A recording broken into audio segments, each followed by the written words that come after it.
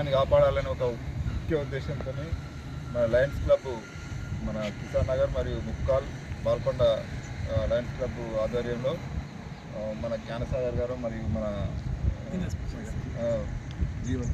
జీవన్ మరియు దినేష్ పటేల్ వీళ్ళందరి ఆధ్వర్యంలో ఈరోజు మొక్కలు నాటడం జరిగింది. ఒక మంచి కార్యక్రమం. అంటే ప్రతి దానిలో లయన్స్ క్లబ్ అనేది ముందు ఉండి అందరికీ ఒక ప్రజలకి ఎలా ఉండాలనేది ఒక మనకు వాళ్ళు నేర్పుతున్నారు.